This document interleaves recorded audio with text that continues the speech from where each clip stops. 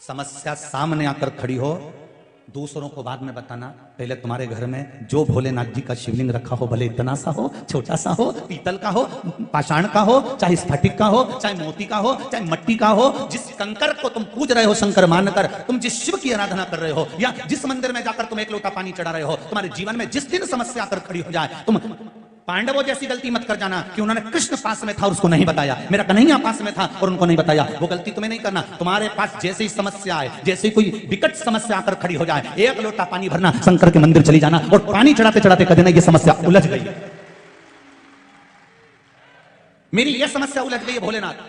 तुम्हें सियोर वाले महाराज को फोन लगाने की जरूरत नहीं है, तुम्हें किसी के पास जाने की जरूरत नहीं है, 2 अगरबत्ती नारियल लेकर हिलने डुलने वालों के पास जाने की जरूरत नहीं है। तुमको केवल एक काम करना है, शिव के द्वार जाना है, शंकर के मंदिर जाना है, शिव की चौखट पर जाना है, भगवान शंकर को एक लोटा पानी चढ़ाकर भगवान शंकर से बस प्रार्थना कर देना कि बाबा मेरे जीवन में ये समस्या आकर खड़ी हो गई है, मेरे जीवन में ये समस्या आ गई है और इसको आपको संभालना है, कोई दूसरा नहीं। पांडवों ने गलती कर दी और देखो भगवान कृष्ण 4 बार पूछ रहे हैं, बोलो पांडव, एक युधिष्ठिर बोल क्या हो गया? कुछ नहीं स्वामी, कुछ नहीं, कुछ नहीं। मां अपने बेटे का मुख देखकर पहचान जाती है, बाप अपने पुत्र का चेहरा देखकर पहचान जाता है कि आज कहीं घाटा खाकर आ गया है। और बाप कहता है छोरा घबराना नहीं हो, मुझे बता क्या बात है। कुछ नहीं पता, बढ़िया। तो फिर तेरे दोस्त का फोन काय को आ रही है बार बार बार? नहीं, वो तो ऐसे ही बोल रहा है कि आजा चौराहे पे अपन घूम के आते हैं जरा, बाजार तक 24 अवतार मंदिर तक जरा यूं ही राउंड लगा के आए अपन, ले आ तो जरा। छोरा मेरे को बता तो सही बेटा। मां पूछे बाबू, ए नाना मेरे को बोल तो सही बेटा, क्या हुआ क्या है बोल तो। कहीं नहीं मां, अभी आऊं, अभी गया, अभी आया। और जब पहुंचा वो कहीं बाजार में और दोस्तों ने उसको घेर लिया, पैसा मांगा, ला दे जो तूने पैसा लिया था वो दे। अगर यही बात तू अपने पिता से और माँ से एक बार कहता तो सही। माँ कह देती छोरा ये चेन उतार के ले जा और जा पैसा देकर आ, तू चिंता मत कर मैं बैठी हूं। बाप कहता छोरा घबराने की जरूरत नहीं है, आज प्रॉपर्टी तेरी है, कल भी प्रॉपर्टी तेरी है, मरूंगा उसके बाद भी प्रॉपर्टी तेरी होगी। क्या चाटू इस जमीन को? ले चल मेरे साथ, अभी फसल बेचूं, अभी सामान बेचूं, अभी पैसा देखी हूं। काय को चिंता करता है छोरा? ये बाप होता है, ये माँ होती है। पर छोरा बताए नहीं, वो तो केवल एक को बता, जगदम्बा चंद्रघंटा को। और जगदम्बा चंद्रघंटा क्या करेगी? अरे बोलो तो सही, ज्यादा से ज्यादा अपने पापा को फोन लगाएगी, ऐसे के साथ ब्याह कर दिया, कर्जे में लदा लूंगा, एक मेरा मंगलसूत्र तक लेगी। वो क्या करेगी? नहीं थोड़ा तुम्हें बुरा तो लगेगा जीजियो, जगदम्बा जितनी बैठी होगी ना, जो ओरिजिनल जगदम्बा होगी उसी को बुरा लगेगा, जो जगदम्बा है ही नहीं तो उसका क्या बुरा लगे? आग लगे बस्ती में अपन रो मस्ती में, अपने को भी करना उसमें। जो है ही नहीं जगदम्बा तो उसको क्या बुरा लगे? बुरा उसको लगेगा जगदम्बा ओरिजिनल, जो यहां से जाते से भिनक जाते। अब मत चले जाना मिश्रा जी की कथा में, और टीवी बंद कर दो आस्था चैनल, ये महाराज जब आए नहीं ये आग लगाए घर में। अरे बिना माचिस का माचिस से सियोर वाला महाराज, सोचना नहीं। मेरा जगदम्बाओं से भी निवेदन है, अगर तुम्हारा पति तुमको कुछ बता रहा है ना, 1 मिनट की देरी मत करना और सीधे अपनी सास के पास जाना। माँ के बाद में पहले सास के पास जाना, मम्मी 2-3 दिन से इनको थोड़ा सा कुछ अच्छा नहीं लग रहा। क्या हुआ बेटा? मुझे बता छोरी, क्या हो गया? पापा ऐसी बात है, मम्मी ऐसी बात है। तुमको अगर तुम्हारे पति ने कुछ बात बताई है तो सबसे पहले आप सास ससुर को बताइए। निर्णय वो देंगे, सुधार वो देंगे, क्योंकि घर का बाप है वो, घर की माँ है वो। उसने धूप में बाल सफेद नहीं करे, जिंदगी खपा दी तुमको बड़ा करने में, तुमको पाल पोष कर आगे लाने, पूरी जिंदगी गवा दी उस माता पिता ने तुमको आगे लाने के लिए। चिंता मत करना, दुख आए। भगवान कृष्ण ने 4 बार कहा मुझे बताओ क्या बात है? कुछ नहीं प्रभु, बढ़िया एकदम, कहीं नहीं कहीं नहीं कहीं नहीं, और कहीं नहीं करता गया। भगवान जाने लगे कहां? जहां युधिष्ठिर जा रहे थे उनके साथ में कृष्ण जा रहे हैं। युधिष्ठिर ने अर्जुन से कहा कृष्ण साथ जा रहे हैं, इनके सामने चौसर कैसे खेलेंगे, जुआ कैसे खेलेंगे? एक काम करो अर्जुन, तुम भगवान कृष्ण से कह दो कि तुम बाहर ही रुक जाओ। अर्जुन गए दौड़ते दौड़ते, द्वारकाधीश की जय हो। सखा मित्र अर्जुन, क्या बात है? अर्जुन ने कहा प्रभु कहां जा रहे हो? भगवान बोले दुर्योधन की सभा में, धृतराष्ट्र की हस्तिनापुर की पावन सभा में जा रहा हूं, मैंने सुना है आज कुछ होने वाला है। भगवान को तो सब मालूम था, पर के तो सही कुछ होने वाला। अर्जुन ने कहा द्वारकानाथ से प्रभु हाथ जोड़ के निवेदन करता हूं आप बाहर रहना, हम अंदर जाना। भगवान कहने लगे मेरी जरूरत है अंदर, मैं चलूंगा नहीं। अर्जुन ने कहा हाथ जोड़कर निवेदन करता हूं पांडवों की ओर से, जब तक तुम्हें बुलाए नहीं तब तक तुम अंदर आना मत। हम बुलाएं तब आना, ऐसे मत आ जाना। आपको मेरा वचन देना पड़ेगा, मेरे शीश की सौगंध है आपको, मैं आपको सौगंध देता हूं। अर्जुन कहते हैं जब तक बुलाए नहीं तब तक अंदर आना मत। भगवान कृष्ण आंख में आंसू भर लिए। हस्तिनापुर के दरवाजे के बाहर एक कुर्सी लगी हुई थी, सिंहासन लगा हुआ था, जिसको वेटिंग सीट कहते हैं, वेट करने के लिए वहां बैठ गए। अंदर चौसर चालू हुई, पांडव हारने लगे, कौरव जीतने लगे, फिर कौरव हारने लगे, पांडव जीतने लगे। पांडव जब जीतने लगे इतनी देर में दुर्योधन ने कह दिया अब मेरा मामा खेलेगा, शकुनी मामा खेलेगा। भगवान कुर्सी पे से खड़े हो गए कि अकल आएगी पांडवों को। जब ये दुर्योधन कह रहा है कि मेरा मामा खेलेगा तो पांडव चिल्लाकर कहेंगे हमारा द्वारका नाथ खेलेगा।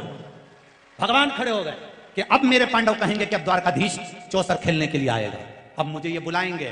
पर ये खेल खेल के हार गए, सब कुछ हार गए, द्रौपदी को भी हार गए। तब तक इन्होंने कृष्ण को नहीं बुलाया। कृष्ण आंख से आंसू बहाते रहे, छटपटाते रहे, आवाज तो दे दो मुझको, मैं आ जाऊंगा, तुम बुलाओ तो मुझको, मैं आ जाऊंगा। नहीं आए। तब आखिरी में द्रौपदी का जब चीर खिंचाने लगा और द्रौपदी रोती हुई गुरु द्रोणाचार्य के सामने पहुंची, गुरुदेव आप तो साथ दे दो।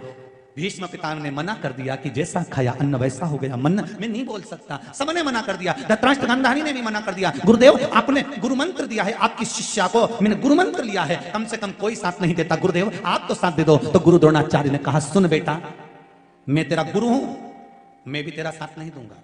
बहुत अच्छे से सुन लेना रही देपालपुर वाली जी, सियोर वाला महाराज तुम्हारा साथ नहीं देगा, आज भी लिख के रख लो।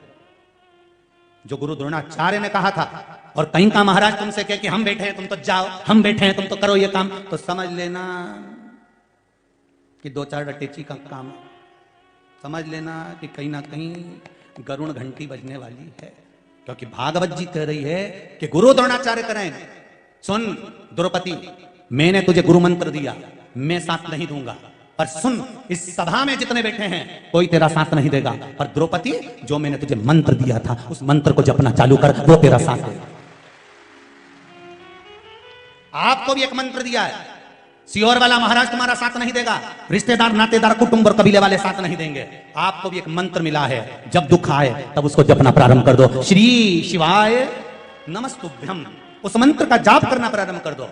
देखो जपो, और द्रौपदी ने जो मंत्र का जाप करना प्रारंभ करा, गुरु मंत्र का, आवाज गई मेरे द्वारकाधीश के कानों में और द्वारकाधीश दौड़ कर आ गए और द्रौपदी का चीर बढ़ा दिया। तो द्रौपदी ने पूछा प्रभु इतनी देर कर दी आने में, भगवान के तू बुलाए तो आऊं ना, मैं तो कब से बाहर बैठा हूं कुर्सी लगा के कि बुलाएंगे बुलाएंगे बुलाएंगे बुलाएंगे। अब भगवान तो इंतजार में रहता है। आप सबसे निवेदन है, मेरा भोलेनाथ भी तुम्हारे इंतजार में बैठा है, मेरा शंभू मेरा शंकर भी तुम्हारे इंतजार में बैठा है, मेरा चार भुजानाथ तुम्हारे इंतजार में बैठा है, मेरा सांवरिया सेठ तुम्हारे इंतजार में बैठा है, मेरा नाथ द्वारे का श्रीजी बाबा तुम्हारे इंतजार में बैठा है, मेरा गोवर्धननाथ तुम्हारे इंतजार में बैठा है, मेरा द्वारकानाथ तुम्हारे इंतजार में बैठा है। तुम एक बार दिल से पुकारो तो सही, तुम्हारे सामने आकर खड़ा हो जाएगा। उसको बुलाओ तो, पर तुम तो उसको कब बुलाओ, जब पहले सब रिश्तेदारों को तो बुला लो।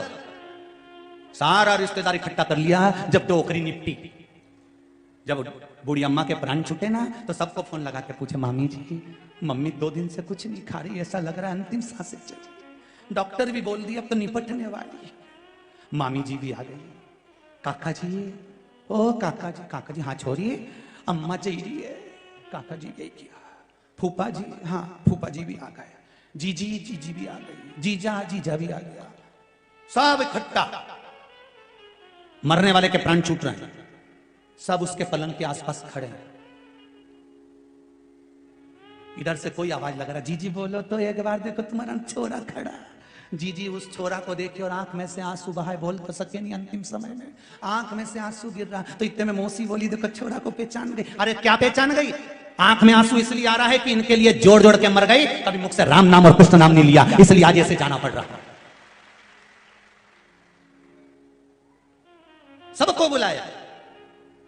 अरे हाथी की कथा कहती है, गजेंद्र मोक्ष की कथा श्रीमद् भागवत में, हाथी के प्राण छूट रहे थे, सारा परिवार पास में खड़ा हुआ था, हाथी का कोई पैर छुड़ा पाया था? अरे बोलो तो किसी ने छुड़ाया हाथी का पैर? कोई नहीं। फिर हाथी ने विचार कर लिया, ये सब दिखावे का है, सब चोटाओं ने जितना है, सब लुटेरा नंबर 1 का चोटा। जिस घर में अपन रहे, परिवार में जिसमें रहे, ये सब चोटा ही तो है। मरते से ही सब निकाल लेगा चोटा, सब आधी रात के ही गायब। और आखिरी में भी नहीं छोड़ेंगे। आग लगाकर आने के बाद में तीसरे दिन फिर पहुंच जाएंगे, डंडा लेके, फावड़ा लेके, खारी समेटने नहीं, देखने जाए, देखो कहीं सोना की बाली तो नहीं दी। जब इनके कहीं नहीं मिले तब 2-4 हड्डी उठा के लिए आए और घर पे आके फिर मीटिंग करें, हरिद्वार ले जाएं कि नेमावर ले जाएं कि नर्मदा जी ले जाएं। और अम्मा कहती मर गई छोरा, एक बार मुझे नर्मदा नहवाला, एक बार हरिद्वार ले जा, एक बार इलाहाबाद प्रयागराज ले जा। नहीं ले गया और अब हड्डियों को ले जा रहा, और इतने प्रेम से ले जा रहा, सीट बुक करा ट्रेन की। चाय पिए तो पहले अम्मा को पिलाया, वो 4 हड्डियों को। रोटी खाए तो पहले उनकी पत्तल निकाले और क्या क्या अम्मा खा लो। अम्मा भी मन में सोच रही, जिंदा थी तब नहीं ले गया और अब लोटा में भर के ले जा रहा है। अम्मा ने भी सोच लिया, तू भले मुझे गंगा छोड़िया चाहे गया जी छोड़िया, कहीं नहीं जाऊंगी, यहीं देपालपुर में तेरी छाती पे मुंह डालूंगी, जा जा जा नहीं जाऊंगी, जा। अब सारा महाराजों से पूछती फिर रही, बताओ क्या हो गया? पितृदोष लग गया। तो हम तो अम्मा जी के तो गंगा जी छोड़िया है। नी गई डोकरी, नी गई, आ गई वापस। सबसे निवेदन है, जीते जी माँ बाप का इतना सम्मान कर लो, इतना आदर कर लो कि गंगा नी भी जाए तो भी तर जाए और जीवन तुम्हारा सार्थक हो जाए। मरने के बाद गुलाब जामुन खिलाने से कुछ नहीं होगा। मरने के बाद वो मालवा के संत नागर जी महाराज बड़ी सुंदर लाइन बोले, तेरा तेरा दिन याद करे क्यों रे नर सुमिरन क्यों करे, और इसके बाद मुक्ति झड़े क्यों रे नर सुमिरन क्यों। फिर तो कहता बोले, गरम लाओ गुलाब जामुन आए तो उंगली का इशारा दे, दो डाल दे। परसने वाला भी के एक से कम नहीं चले। फिर बियाई जी का मतलब क्या हुआ? फिर सब्जी भी आई नहीं बाल्टी में तो कहता तरी तरी तरी तरी, तो वो भी के ऐसे ही मरी मरी मरी तरी, सब धरा रहे। अरे भाई,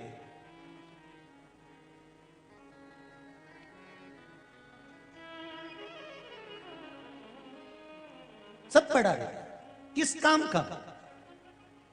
जीते जी सेवा करो माता पिता की, जीते जी आदत करो माता पिता का। घर के जितने बड़े बुजुर्ग बैठे हैं इनका सम्मान करना प्रारंभ कर दो। घर में भले जेठ हो जेठानी हो जो भी हो, तुम्हारे से छोटे हो चाहे बड़े हो, सबका आदर करना प्रारंभ कर दो, सम्मान करना प्रारंभ कर दो। वाणी में मिठास लेकर आओ। पहले कहते थे वाणी ऐसी, जम के बोलो जरा, वाणी ऐसी बोलिए जो मन का आपा होए, और आज के जमाने में वाणी ऐसी बोलिए जो जम के झगड़ा होए, और उससे मत बोलिए जो तुमसे तगड़ा।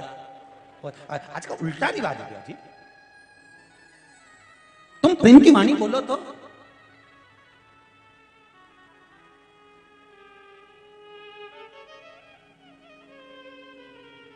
रे मन मुसाफिर निकलना पड़ेगा, काया कुटीर खाली करना पड़ेगा।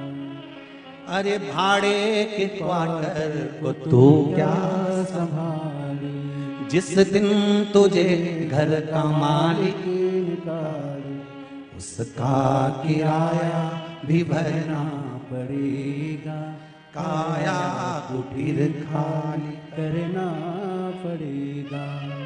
आएगा नोटिस जमानत न होगी, पल्ले में तेरी कुछ अमानत न होगी, जैसा की खेत तुझे चढ़ना पड़ेगा, काया कुटीर खाली करना पड़ेगा।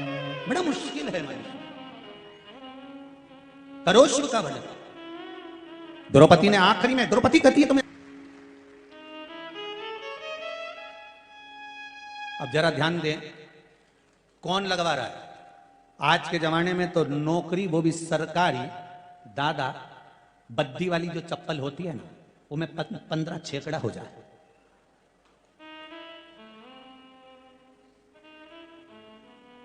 कौन कर रहा है? लोग कहते हैं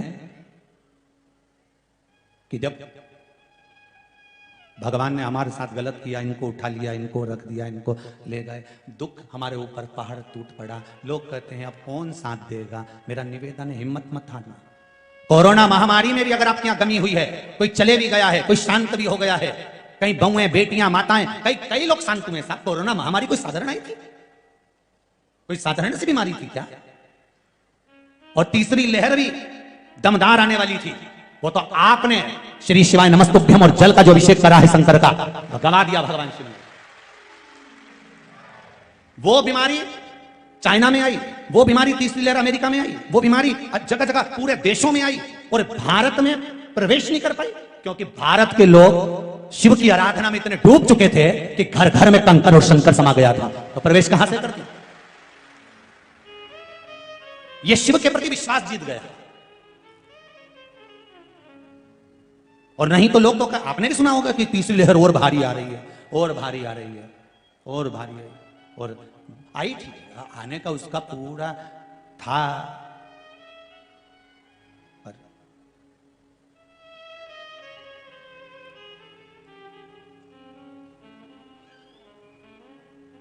भोलेनाथ दया करना, मैं तेरे भरोसे हूँ। भोलेनाथ दया करना, मैं तेरे भरोसे हूँ। ना घर के भरोसे हूँ, ना परिवार के भरोसे हूँ, ना घर के भरोसे हो, ना परिवार के भरोसे हो। भोलेनाथ दया करना, मैं तेरे भरोसे हूँ। भोलेनाथ दया करना, मैं तेरे भरोसे हूँ। आएंगे दुख, मनुष्य का शरीर, मानव की देह है। ऐसा कौन व्यक्ति संसार में जन्मा जिसको दुख नहीं मिला? समस्या विकट है तो शंकर भी निकट है, घबराना नहीं है हमको। है समस्या, शिव भी तो है साथ में। कोरोना में ये चले गए, वो चले गए, ये दुख आ गया, वो दुख आ गया, तकलीफ आई, माना, पर विश्वास तो रखो उस शिव पर, भरोसा तो रखो उस शंकर पर। अब कौन दिलाने गया उसको सरकारी नौकरी? फॉर्म भी भरा था, भूल भी गई थी, पर बाबा की कृपा कुछ होती है। एक चावल का दाना, एक बेलपत्र, एक लोटा जल, एक पुष्प, आपका शिव मंदिर में जाना कोई साधारण नहीं।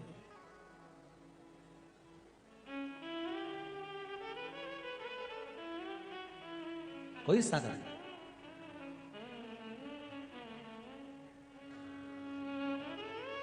बस उससे निवेदन करो, एक भाव से, दिल से। जब शिव मंदिर में जाना तो एक आवाज, देखो कोई व्यक्ति निकल के जा रहा हो ना और नहीं देख रहा हो तो आवाज लगाओ जान के, अरे ओ कमलेश। कमलेश पलट के देखेगा, एक बार नहीं देखेगा, तुमने दूसरी बार लगाई आवाज तो देखेगा कि नहीं देखेगा? बोलो तो सही। वो नहीं देखा दूसरी बार भी तो तुम और जम के चिल्ला दो, कमलेश। वो नहीं सुने तो तुम और तेज चिल्ला दो, कमलेश। पलट के देखेगा कि नहीं देखेगा? अरे बोलो जम के, देखेगा नहीं? एक बार नहीं देखेगा, दो बार नहीं देखेगा, तीन बार नहीं देखेगा, चार बार नहीं देखेगा, पांचवी बार में तो देखेगा। उसी तरह तुम शंकर को पुकारते रहो, श्री शिवाय नमस्तुभ्यम। बोलो जम के, श्री शिवाय नमस्तुभ्यम, श्री शिवाय नमस्तुभ्यम, श्री शिवाय नमस्तुभ्यम। तुम पुकारते रहो। अभी नहीं देखेगा, थोड़ी देर बाद देखेगा, थोड़ी देर बाद नहीं देखेगा, बाद में देखेगा, और देखेगा जरूर। उसकी कृपा दृष्टि हम पर होगी जरूर। तुम भजन करो तो, शिव नाम लो तो, शंकर का स्मरण करो तो। मैं तेरे भरोसे हूं, हम उसके साथ।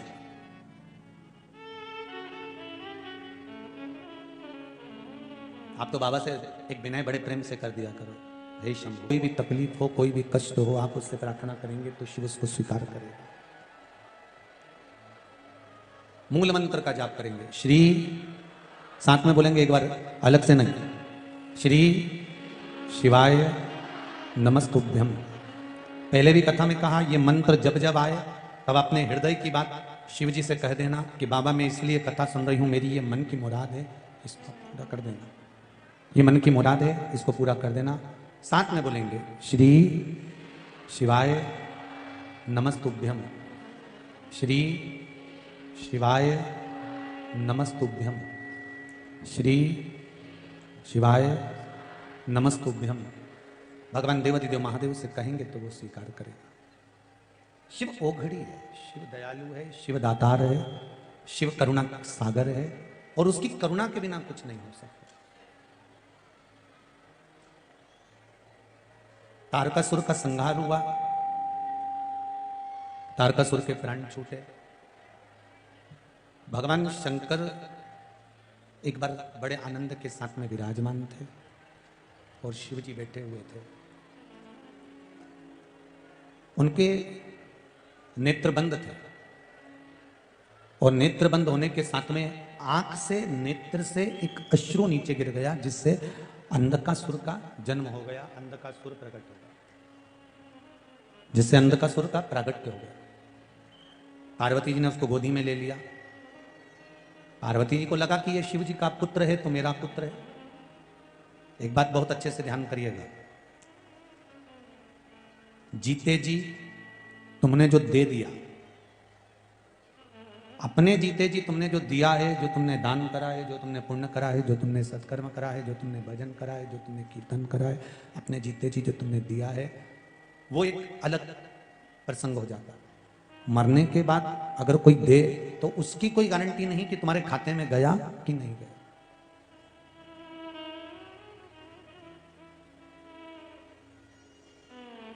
आप जीते जी क्या कर रहे हैं? आपने जीते जी कितना भजन करा, कितना कीर्तन करा, कितना स्मरण करा, कीर्तन नाम जाप करा, कितना भगवत स्मरण करा, ये आपके ऊपर।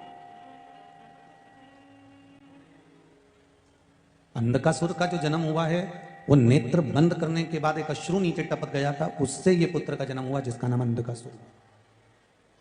शिवजी ने माता पार्वती से कह दिया, पार्वती इस अंधकासुर को ले जाके तुम समुद्र के अंदर डाल दो, इसको समुद्र के अंदर पटक दो।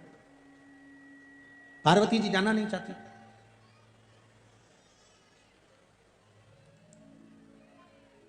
शिवजी ने फिर कहा, पार्वती इस अंधकासुर को ले जाकर तुम ले जाकर समुद्र के अंदर डाल दीजिए। पार्वती जी फिर भी नहीं गई।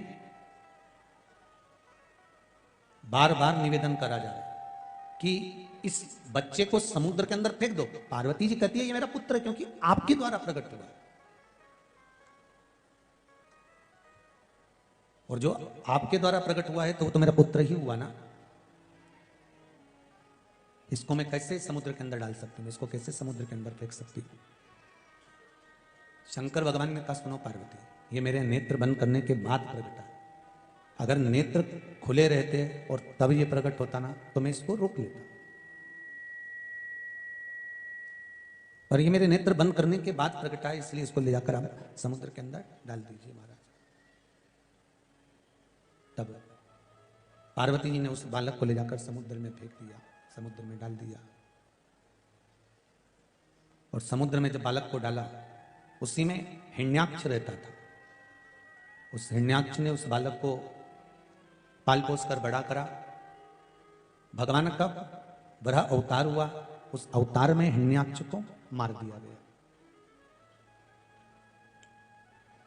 जब हिरण्याक्ष मर गया तब अंधकासुर ने उपद्रव मचाना प्रारंभ करा,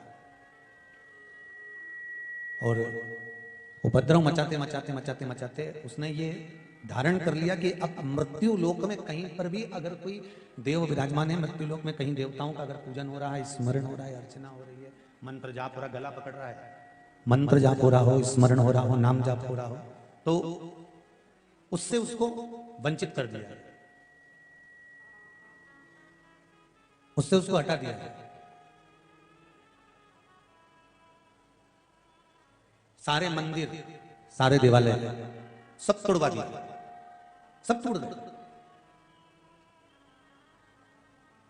अब एक समझने वाली बात है, ये आपकी और हमारी, जितने लोग कथा श्रवण कर रहे हैं वो भी अच्छे से समझ लें और अपन सब अच्छे से इसको ध्यान कर लें कि ये जरूरी नहीं है कि कोई पिता अगर धर्मात्मा है, अगर कोई पिता धर्मात्मा है तो उसकी औलाद भी धर्मात्मा हो। जितने लोग कथा सुन रहे हैं जरा सावधानी से सुनना और इस बात पर विशेष ध्यान रखना। एक विद्वान का पुत्र विद्वान होगा ये पक्का नहीं। एक धर्मात्मा का पुत्र धर्मात्मा होगा ये पक्का नहीं। एक पुण्यात्मा का पुत्र पुण्यात्मा होगा ये पक्का नहीं। हां, पर एक बात पक्की है, जन्म देने वाली मां यदि धर्मात्मा है तो पुत्र भी धर्मात्मा होगा। जन्म देने वाली मां अगर पुण्यात्मा है तो पुत्र भी पुण्यात्मा होगा। जन्म देने वाली मां अगर सत्कर्मी है तो पुत्र भी सत्कर्मी होगा। ये माता का गर्व जो होता है ना, इस गर्व का जो स्मरण होता है, बस उसी स्मरण का सुख संपूर्ण विश्व को प्राप्त होगा।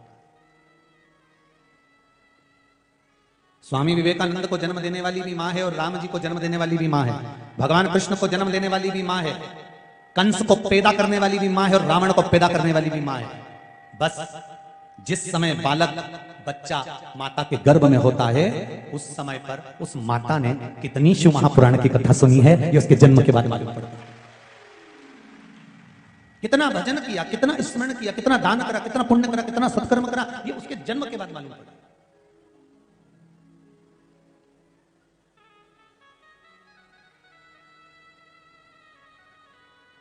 गर्व का ज्ञान था प्रहलाद जी महाराज को, गर्व का ज्ञान था प्रहलाद जी महाराज को। इसलिए गर्व के ज्ञान के कारण प्रहलाद जी महाराज ने भगवान का भजन करा, कीर्तन करा, मंत्र जाप करा, स्मरण करा, नाम जाप करा। ये सब गर्वित ज्ञान है, ये सब गर्व का ज्ञान और गर्व का ज्ञान प्रबल ज्ञान है। हमारे कैसे संस्कार हैं ये वो कहते हैं ना, एक ससुर मर गया और ससुर मर गया तो चार बहुएं थी, बड़ी धाड़ धाड़ के रोई, खूब रोई, चारों की चारों रोई। अपने अपने पतियों को फोन लगा दिया, पतियों को बुलाया, तुम्हारे पिताजी मर गए, तुम्हारे पिताजी चले गए, तुम्हारे पिताजी शांत हो गए, तुम्हारे पिताजी चले गए महाराज। चारों पति आए और चारों पतियों ने आकर अपनी अपनी पत्नियों से कहा, चिल्ला चिल्ला के क्यों रो रही हो, क्या हो गया, तुम्हारे पिताजी मर गए। तो चारों पतियों ने अपनी अपनी पत्नियों से कहा, भगवान ने बड़ी कृपा करी जो हमारे पिताजी को मार दिया। रोज रोज मरने से तो अच्छा है कि बाप एक दिन मर गया। अरे तुम भी तो चाहती थी कि पिताजी मर जाए, फिर काय को रो रही हो। चारों बहुएं बोली, तुम्हारा बाप मर गया इसके लिए थोड़ी ना रो रहे हैं, तो तुम्हारा पिता मर गया उसके लिए थोड़ी ना रो रहे हैं, तो वो तिजोरी की चाबी ना जाने का धर गया इसलिए रो रहे हैं। और सुनो, अपने पिताजी को जगाओ और पूछो चाबी कहां रखी। बेटे बोले, पिताजी को मरे हुए इतना समय हो गया है, पिताजी को शांत हुए कम से कम आधा घंटा 1 घंटा हो गया भाई, बेस कम करके थोड़ा डीले खोल दीजिए। पिताजी को मरे हुए इतना समय हो गया, आधा 1 घंटा हो गया, और जब आधा 1 घंटा हो गया पिताजी को मरे हुए तो पिताजी कहां से बोलेंगे कि चाबी कहां रखी है। पत्नियां बोली, कुछ भी करो इनको जगाओ और चाबी की पूछो, नहीं तो सोच ले। अब बेचारे चारों की चारों गए, डॉक्टर साहब के पास पहुंचे। डॉक्टर साहब, इसको कोई इंजेक्शन वगैरह आता हो, पिताजी थोड़ी देर के लिए जाग जाएं और बता दें कि चाबी कहां रखी है, बस उतने में तुम्हारा काम हो जाएगा। डॉक्टर साहब बोले 80,000 का एक इंजेक्शन लगेगा।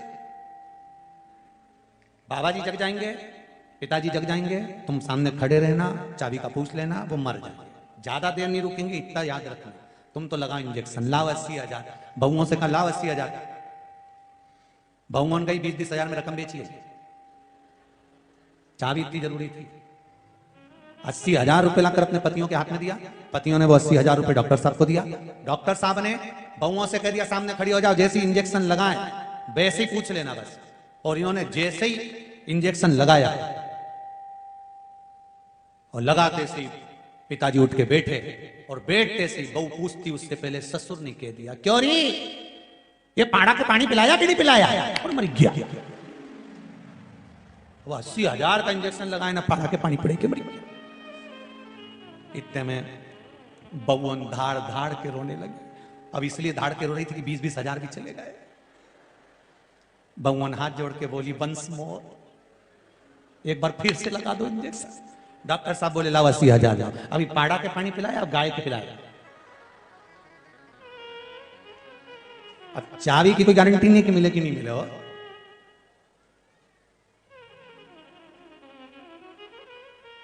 कोई ये जरूरी नहीं है कि आप धर्मात्मा हो तो धर्मात्मा ही होगा। माता जैसी हो, माँ अगर संस्कारित है, माता अगर पुण्यभागी है, माता अगर धर्मात्मा है, पुण्यात्मा है, सत्कर्मी है, भजनावली है, कीर्तनी है, स्मरण करने वाली है, नाम जाप करने वाली, नाम जाप नाम स्मरण में डूबी हुई है, तो संतान भी वैसी ही होगी। संतान भी वैसी।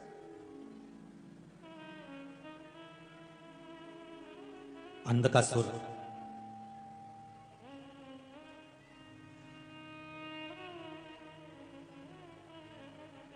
अपने दूतों से कहते हैं, जाओ अब मुझे विवाह करना है, जो बहुत सुंदर हो, मैं उसी से शादी करूंगा।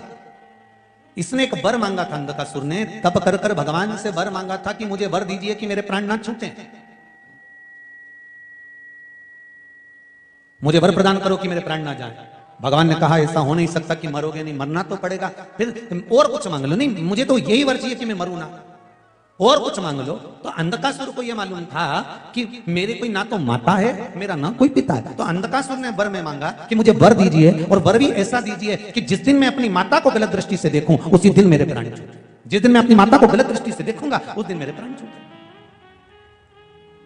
अब अंधकासुर को यह मालूम था कि ना तो मेरी माँ है ना मेरा पिता है। इसने कह दिया, जाओ मुझे विवाह करना है, जो सबसे सुंदर हो उसको देख कर आओ। तो दूतों ने कह दिया, जो सबसे सुंदर थी उसको तो शंकर जी लेकर चले गए। शिव ले गए? कौन? कहा पार्वती।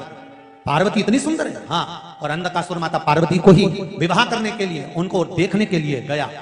और जो अंधकासुर, क्योंकि यहां उसने वर मांगा था कि जिस दिन मैं अपनी माता को गलत दृष्टि से देखूं, उस दिन मेरे प्राण छूट जाएं, उसी दिन मेरे प्राण छूटे।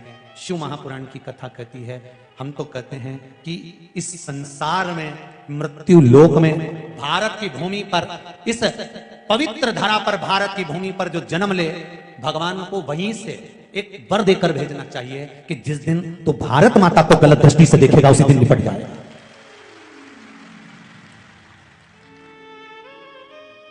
ये वो मां है। हरिचंदन है इस देश की माटी, तपोभूमि हर ग्राम है, हर वाला देवी की प्रतिमा, बच्चा बच्चा राम है। जिसके सैनिक समर भूमि पर गाया करते गीता है, उसी माटी के हल्के नीचे खेली करती सीसा है। कुछ सहज है?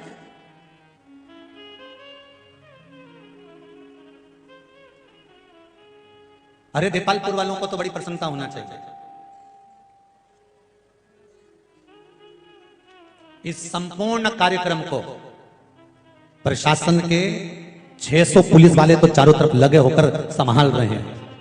पूरा प्रशासन इसको संभालने में लगा है, और उसके साथ कदम से कदम मिलाकर अगर कोई खड़ा है तो आरएसएस, बजरंग दल और हिंदू जागरण मंच के लोग खड़े हो। विश्व हिंदू परिषद, हिंदू उत्सव समितियां, हिंदू जागरण मंच के जितने सदस्य हों, स्वयंसेवक जितने लगे हुए हैं, बजरंग दल के जितने लोग लगे हुए हैं, किसी ना किसी रूप में इस कार्यक्रम को सफल करने में लगे हुए हैं। और पूरा देपालपुर जितने इस पंडाल में नजर आ रहे हैं, उससे दुगने रोड पर है, और जितने रोड पर हैं उससे दुगने लोगों की छतों पर बैठे हुए कथा का रसपान कर रहे हैं। कल जब हम निकल कर जा रहे थे तो बसों का ढेर लगा हुआ था। समिति ने कम से कम 20-25 तो पार्किंग बनाई थी। आज जाकर उन पार्किंगों का हाल देखकर आना कि पार्किंग में जगह नहीं बची, तो लोगों ने 6-6 किलोमीटर 8-8 किलोमीटर दूर अपने अपने वाहन टिका कर रखे और पैदल चले आ रहे हैं कथा का रसपान करने के लिए। क्या मिल रहा है उनको? क्या मिल रहा है उनको? उनको केवल इतना मिल रहा है कि आज अगर हमारे घर के बेटे, बहू, बच्चे अगर धर्म के प्रति जागृत नहीं हुए तो आने वाला समय हमको नीचे गिरा देगा और बाद में रोना पड़ेगा।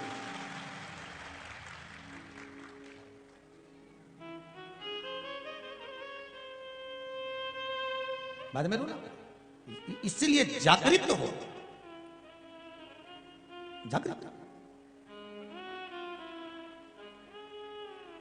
आता है संसार। ये अंधकासुर कह रहा है, मां को गलत दृष्टि से देख लिया, माता को।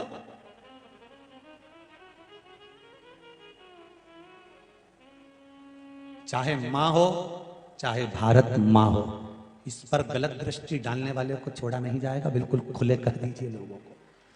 घर की मां और भारत माता पर गलत दृष्टि डालने वाले को छोड़ा नहीं जाएगा। मां है ये। महाराज गलत दृष्टि दे दी अंधकासुर ने, बस मां की आंख में से आंसू बह रहा है। पार्वती मैया क्या कर सकती है? एक बेटा जब अपनी माता को अपशब्द कहता है ना, मां उसको मार भी नहीं सकती, और मार भी देती है ना तो रो लेती है। मां क्या करती है? रोती है। पार्वती जी रो रही है। शिव जी ने पूछा क्यों रो रही हो पार्वती? पार्वती जी कहती हैं जिस बेटे को मैंने गले से लगाया था, जिसको मैंने अपना पुत्र कहा था, वो पुत्र मुझे गलत दृष्टि से देखा है। वो पुत्र मेरा गलत दृष्टि से देखा है। एक बात मेरी माताओं से कहना चाहूंगा, अगर घर में बच्चे चिड़चिड़े हों, क्रोध कर रहे हों, घर में बच्चे कहने पर नहीं चल रहे हों, कहीं ना कहीं तुमको ऐसा लग रहा है कि हमारे घर के बच्चे गलत संगत में जा रहे हैं, पढ़ाई में मन नहीं लग रहा, विद्याध्ययन में मन नहीं लग रहा, कहीं सत्कर्म की ओर इनका मन नहीं लग रहा, तो मेरा निवेदन रहेगा कि कभी अगर मौका मिल जाए तो चंदन घिसकर, लाल चंदन को घिसकर बेलपत्री के वृक्ष पर त्रिपुंड लगाइए, और बेलपत्री के वृक्ष का वही त्रिपुंड लगी हुई उंगली भगवान देवाधिदेव महादेव के मंदिर में जाकर शंकर जी पे त्रिपुंड लगाइए, और लगाने के बाद वही त्रिपुंड की उंगली घर पर जहां बच्चा जिस कक्ष में पढ़ाई करता हो या जहां सोता हो, उस 3 उंगली को उस घर के किसी भी टेबल, अलमारी, किसी भी स्थान पर ले जाकर लगा दीजिए। वो बच्चा कभी गलत संगत की ओर नहीं जा सकता। और उसमें शिव जी का एक नाम का स्मरण करना है, शंकर जी का एक नाम का स्मरण करना है, जिसका नाम है अवधूतेश्वर। क्या नाम है शिव जी का नाम? अवधूतेश्वर। सब लोग बोलो एक बार प्रेम से, अवधूतेश्वर। फिर से बोलकर देख लीजिए, अवधूतेश्वर, अवधूतेश्वर। शिव जी के इस नाम का स्मरण करना। मान लो अगर संगत कुछ गड़बड़ हो रही है तो उसको सवारा जा सकता है, और सवारने वाला भाई कोई दूसरा नहीं होगा, आपको ही सवारना। एक पत्र किसी ने लिखा है, देखिए।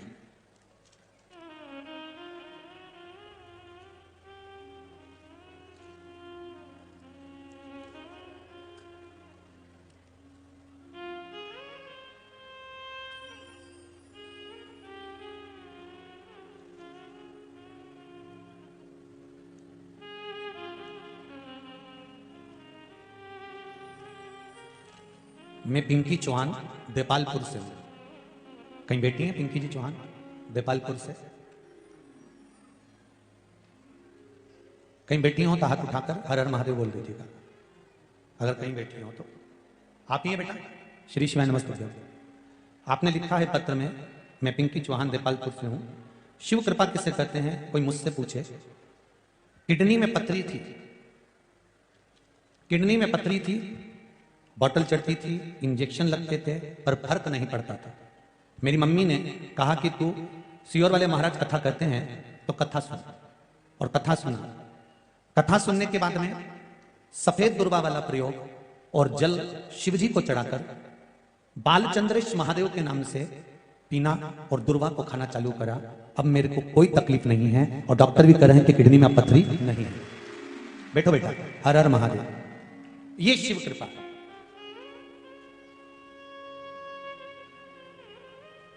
शंकर की करुणा आपसे भी निवेदन करेंगे। कभी कभी अगर ऐसा योग लगे, तुम्हें ऐसा लगे कि कहीं पथरी आ गई है और शरीर को बहुत तकलीफ दे रही है, तो सफेद दुर्वा, जहां पानी वाला स्त्रोत होता है, जहां पानी भरा हुआ होता है, वहां पर दुर्वा लगी होती है, सफेद दुर्वा। जैसे हरी दुर्वा होती है ना गणेश जी को चढ़ाने वाली, ऐसी सफेद दुर्वा होती है।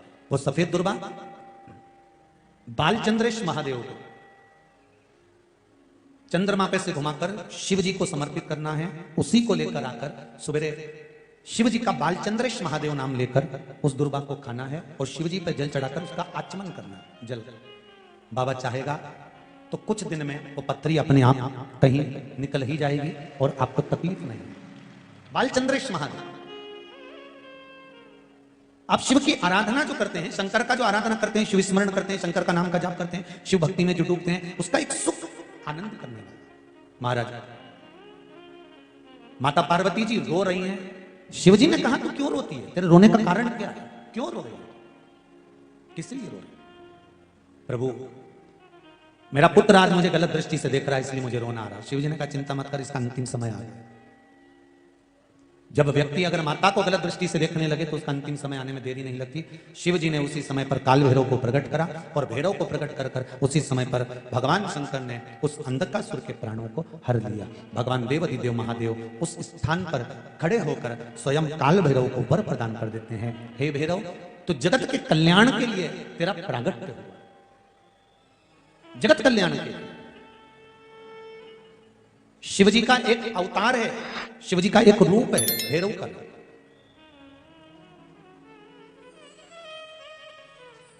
यदि प्रॉपर्टी से जुड़ा हुआ कोई केस चल रहा हो, अदालत में कोई कार्रवाई चल रही हो, कोई अदालत की कार्रवाई चल रही हो और नहीं पूरी हो रही हो, तो भैरव, काल भैरव का स्मरण करना चाहिए। और भैरव मंदिर में भगवान शंकर का ही स्मरण कर कर जो पुष्प, चाहे वो लाल पुष्प हो चाहे श्वेत पुष्प हो, समर्पित करना चाहिए। जैसे विशुभ योग में किया गया सत्कर्म शुभ होता है। विशुभ योग कब आते हैं? शिव महापुराण में वर्णन किया गया है। गीता प्रेस की, गोरखपुर की गीता प्रेस शिव महापुराण की अगर किताब लेकर आएंगे तो उसमें पृष्ठ संख्या 44, पेज नंबर 44 पर विशुभ योग का वर्णन लिखा हुआ है। विशुभ योग 2 बार आता है, एक बार आएगा 21 मार्च को और दूसरी बार आता है 22 सितंबर। ये तो हो गई अंग्रेजी तारीख। हिंदी के अंतर्गत अगर देखेंगे तो चैत्र मास की नवमी और अश्विनी मास की नवमी, ये दोनों को विशुभ योग रहता है। जिस नारी को 14 साल, 15 साल, 20 साल संतान नहीं हुई हो, 18 साल हो गए हों, 12 साल हो गए हों, 10 साल हो गए हों, संतान अगर गोदी में नहीं है, तो विशुभ योग के अंतर्गत बेलपत्री के पेड़ के नीचे शंकर जी के शिवलिंग की पूजन कर कर, खीर बनाकर शंकर जी को भोग लगाकर, किसी ब्राह्मणी को उस बेलपत्री के पेड़ के नीचे भोजन कराकर, खीर खिलाकर, उन्हीं से थोड़ा सा खीर का प्रसाद मांगकर, उसी बेलपत्री के पेड़ के नीचे पति पत्नी अगर वो प्रसाद को पा लेते हैं तो उनका गर्भ ठेर जाता है। यह विशुभ योग है। गीता प्रेस गोरखपुर की पृष्ठ संख्या 44। कई लोग नहीं तो फिर बाद में कहेंगे कि कहां से बोल दिया महाराज, इसलिए आजकल बोलने से पहले आप लोगों को पृष्ठ संख्या भी बता देते हैं कि इस किताब में से, इस जगह से, इस पुराण में से बोल। विशुभ योग 2 बार आता है। एक बार कब आएगा अभी? हम जम के बोलो जरा। आज कौन सा मार्च है? आज 13 मार्च है। अभी मार्च के महीने में आएगा। कितनी मार्च को? 21 मार्च को। और फिर आएगा 22 सितंबर। ये विशुभ योग माना। विद्याध्ययन के लिए भी ये प्रबल होता है महाराज। जिसके शरीर में कहीं सफेद दाग पड़ गए हों या सफेद में कहीं शरीर में चर्म रोग हो गया हो, तो विशुभ योग के दिन का पूजन का भी प्रमाण वर्णन किया गया है। उसको करने के बाद 15 दिन के अंदर वो चमड़ी अपने असली रंग में आने लगती है। वो विशुभ योग के अंतर्गत होता है। वो भी विशुभ योग।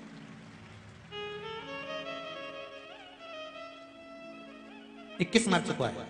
आप शिव आराधना करिए, शंकर का भजन करिए, स्मरण करिए, ये जीवन को सुख देगा। शिव महापुराण की कथा कहते हैं, अगर थोड़ा सा जीवन में दुख आ रहा है, थोड़ा सा जीवन में कष्ट आ रहा है, तो उस कष्ट को ये ना सोचें कि कष्ट बड़ा विकट है। नहीं नहीं, शिव है हमारे साथ। भगवान शंकर की, वो कहते हैं ना कि एक राजा के यहाँ एक बगीचा था। उस बगीचे में एक माली काम किया करता था। माली का काम क्या था? बगीचे में जो फल लगते थे वो राजा के यहाँ पहुंचा। जो फल लग रहे हैं वो राजा के दरवाजे पर भेजते हैं। आज माली ने देखा नारियल भी बहुत अच्छा पक चुका है, संतरा भी बहुत अच्छा पक चुका है, जाम भी बहुत अच्छी पक चुकी है, अमरूद भी बहुत अच्छा पक चुका है, केले, चीकू ये सब अच्छे पक चुके हैं, अंगूर भी बहुत अच्छा पक चुका है। आज माली ने विचार करा कि मैं राजा के यहाँ क्या लेकर जाऊं, इतनी सारी सामग्री तो ले जा नहीं सकता, लेकर क्या जाऊंगा। तो इतने में उस माली ने विचार करा, अब मैं राजा के यहाँ क्या लेकर जाऊं, क्या लेकर जाऊं। तो उसके मन में आया, एक काम करता हूं, ये सारा सामान इतना वजन उठाकर ले जाऊंगा, अंगूर लेकर जाता। उसने डलिया में भर लिया अंगूर और अंगूर लेकर चला, और वो अंगूर राजा के पास सामने ले जाकर रख दिया। आज राजा बड़ा गुस्से में था, बहुत तेज क्रोध आ रहा था, ना जाने क्यों चिड़चिड़ कर रहा था। इसने अंगूर की डलिया ले जाकर रखी, राजा क्रोध में, आज थोड़ा सा बहुत ज्यादा क्रोध में था, सोच भी रहा था कुछ अंगूर खाता जाए और कुछ विचार करता जाए और अंगूर उठा के माली के मुंह पे फेंक मारे। माली को जैसे अंगूर फेंके, माली भगवान से कहे हर हर महादेव बड़ी कृपा करी भोलेनाथ, तुमने बड़ी कृपा करी, हुजूर बड़ी कृपा करी आप। फिर अंगूर खाए, फिर माली के मुंह पे मारे, माली फिर बोले हर हर महादेव भोलेनाथ बड़ी कृपा करी, बड़ी करुणा करी हुजूर बड़ी कृपा करी। ये फिर अंगूर खाए, फिर माली के मुंह पे मारे, माली फिर बोले हर हर महादेव बड़ी कृपा करी नाथ दयालु दातार बड़ी कृपा करी तुमने। फिर अंगूर खाए, फिर मारे, राजा अब नहीं मारा और राजा ने तुरंत उस माली से पूछा ये बता मैं तुझे अंगूर फेंक के मार रहा हूं और तू कह रहा है कि बड़ी कृपा करी दयालु दातार बड़ी कृपा करी, ऐसा क्यों बोल रहा है? माली कहता है महाराज भगवान की कृपा थी जो आज मैं अंगूर लेके आ गया, अगर मैं नारियल लिया आता तो।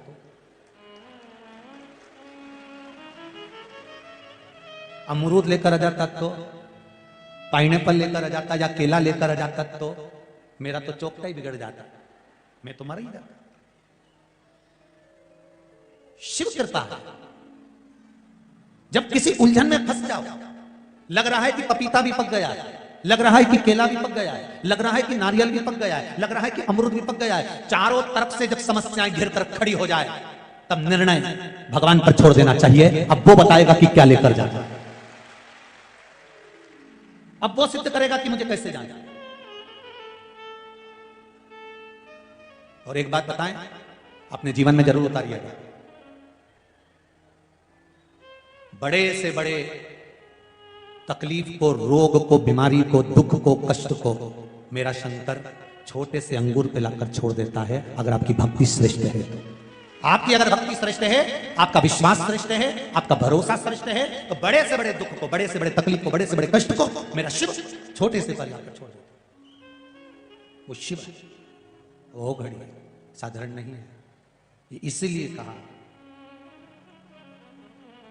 मैं तो बैठी थी गंगा किनारे, मैं तो बैठी थी गंगा किनारे, आके दर्शन दिया ओ भोलेनाथ, आके दर्शन दिया ओ भोलेनाथ, दिल तुझको दिया ओ भोलेनाथ, दिल तुझको दिया ओ भोलेनाथ, मेरे ओ भोलेनाथ, ओ भोलेनाथ, मेरे ओ भोलेनाथ, ओ भोलेनाथ, मेरे ओ भोलेनाथ, ओ भोलेनाथ, मेरे ओ भोलेनाथ, ओ भोलेनाथ, दिल तुझको दिया ओ भोलेनाथ, दिल तुझको दिया ओ भोलेनाथ, ये क्या कर दिया ओ भोलेनाथ, ये क्या कर दिया ओ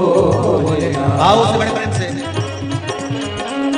रोज शिवालय में जाइए, रोज शंकर जी के मंदिर जाइए, रोज शिव की स्तुति करिए, रोज शंकर का गुणगान करिए, और रोज बन सके तो 2 minute, 5 minute, 7 minute, 8 minute, 10 minute Shiva की कथा का गुणगान करिए।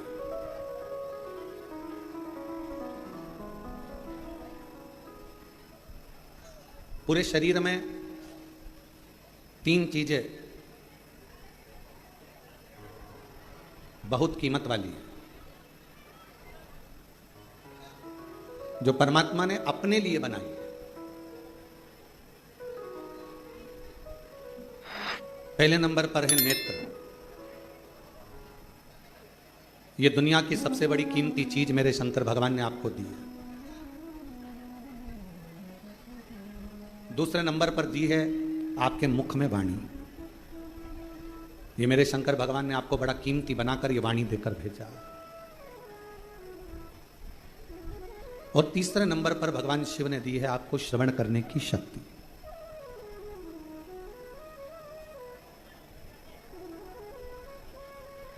पूरे शरीर में जिसकी कोई कीमत नहीं है वो एक अंग है नासिका, नाक। नेत्र की कीमत है, श्रवण की कीमत है, वाणी की कीमत है, हाथ की कीमत है, पाँव की कीमत है, किडनी, लीवर, सब की कीमत है, पर नासिका की, इसको कीमती नहीं बनाया, इसको कीमत वाला नहीं बनाया।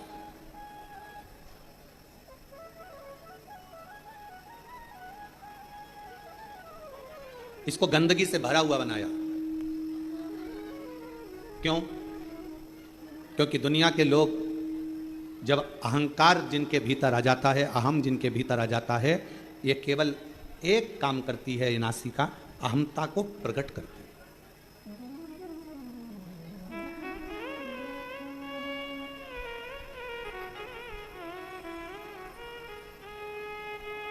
भारत की जितनी भी मेरी माताएं हैं, भारत की मेरी भूमि पर रहने वाली जितनी भी मेरी जीजियां हैं, जितनी मेरी बेटियां हैं, जितनी मेरी माताएं हैं, मेरी बहन है, वो नासिका को नथ पहनती हैं, लौंग पहनती हैं, नासिका में कोई आभूषण धारण करती हैं। किसी बेटी से पूछो, किसी बहन से पूछो कि नासिका में आभूषण क्यों पहना जाता है, किस लिए पहना जाता है, उसको पहनने का कारण क्या है? शरीर के हाथों में आप चूड़ी पहन लो, आभूषण पहन लो, मुद्रिका पहन लो, गले में हार पहन लो, कानों में कुंडल पहन लो, पांव पैजनियां पहन लो, उंगलियों में बिछुड़ियां पहन लो, मांग में सिंदूर भर लो, सब कुछ धारण करो, पर नासिका में छिद्र कर कर, नासिका में छेद कर कर आभूषण को धारण करना, बाली को पहन लेना, कुंडल को पहन लेना, नथनी को पहन लेना, लौंग को पहन लेना, किस लिए?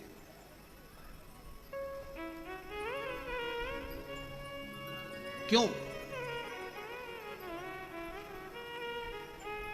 और वो भी पुरुष नहीं पहनते, केवल स्त्री, केवल महिला। क्या पुरुष के लिए नासिका में नथ पहनना अलाउ नहीं है? शिव महापुराण की कथा कहती है पुरुष और स्त्री। शंकर पार्वती का संवाद कहता है जिस समय पर दोनों में चौसर खेली गई, और चौसर खेलते खेलते जब मेरे शंकर भगवान पार्वती जी को जिताने लगे, मां जगतजननी को जिताने लगे और खुद हारने लगे,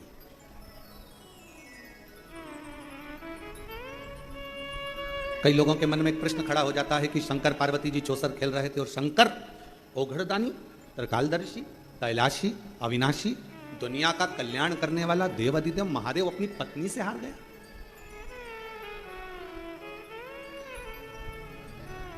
जो नहीं जानता ना वो बहुत बहस करता है।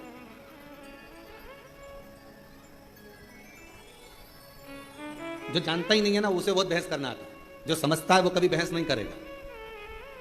मां के दूध में और बोतल के दूध में बहुत अंतर होता है। जिसने बचपन में अपनी मां का दूध पिया होता है ना, वो शास्त्र पर कभी उंगली नहीं उठाता, हिंदू धर्म पर कभी उंगली नहीं उठाता।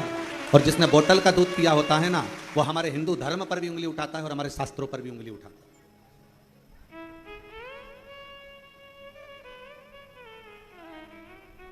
उसको अपना सनातन धर्म अच्छा नहीं लगता, उसको अपना हिंदू धर्म अच्छा नहीं लगता, उसको भगवान की कथा, कई लोग कहते थे हम नहीं मानते शिव पुराण को। हम तो जैसे ही कोई बोलता है ना हम शिव पुराण को मानते ही नहीं, हम समझ जाते हैं कि इसने माँ का दूध नहीं पिया, थैली का पिया है या बोतल का पिया है। जिसने बचपन में अपनी माता का दूध पिया होता है वो सनातन धर्म को पहचानता है, वो रामायण को पहचानता है, वो गीता को पहचानता है, वो श्रीमद् भागवत को पहचानता है, वो रामचरितमानस को पहचानता है, वो शिव पुराण को पहचानता है। वो सनातन धर्म में संस्कारों से समावेशित होता, वो जुड़ा हुआ होता।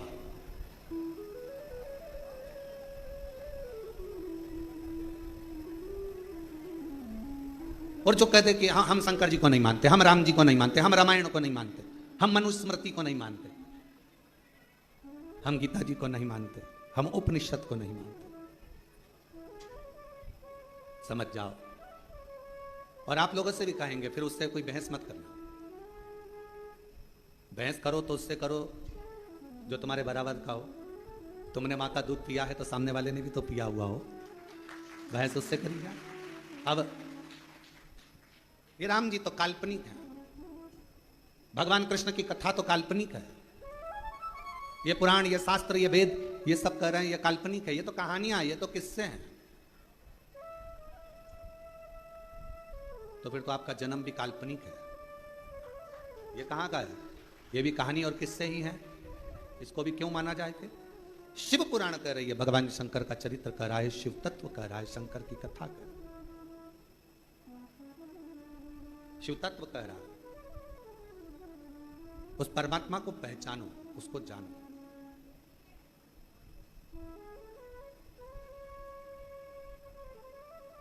उसको जानना बहुत जरूरी है। और शंभो शरणे पड़ी मांगू घड़ी रे घड़ी, दुख काटो दया करी ने दर्शन आगो। शंभो शरणे पड़ी मांगू घड़ी रे घड़ी, दुख काटो दया करी ने दर्शन आगो। तीन चीजें भगवान शंकर ने हमको कीमती दी है, खुद के लिए दी है। पहले नंबर पर क्या, जम के बोलो, नेत्र। क्या है पहले नंबर पर? नेत्र। दूसरे नंबर पर वाणी, जिह्वा। और तीसरे नंबर पर अपनी श्रवण शक्ति। ये शिव ने दी है स्वयं के लिए। शरीर में सब कुछ कीमती है, पर नासिका कीमती नहीं है।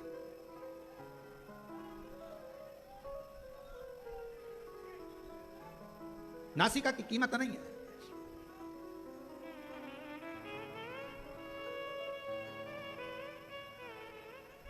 महाराज थोड़ा ध्यान देना।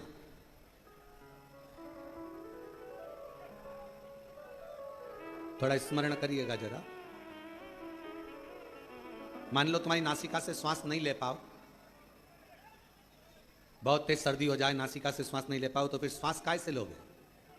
जम के बोलो जरा, मुख से। नासिका अगर बंद हो गई, नासिका से श्वास नहीं ले पा रहे हो, तो उसकी जगह कोई ऑप्शंस है कि आप मुख से श्वास ले सकते हो।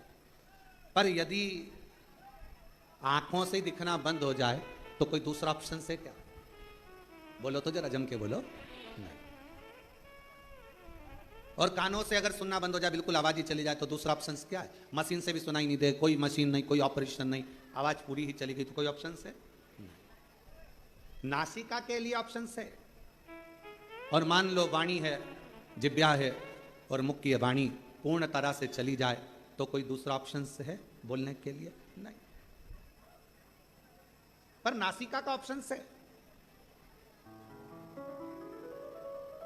जो अहंकार का प्रतीक होती है ना नाक, लोग कहते हैं भैया हमारी नाक रख लेना भाई, हमारी नाक मत कटवा देना, हमारी नाक मत डुबा देना।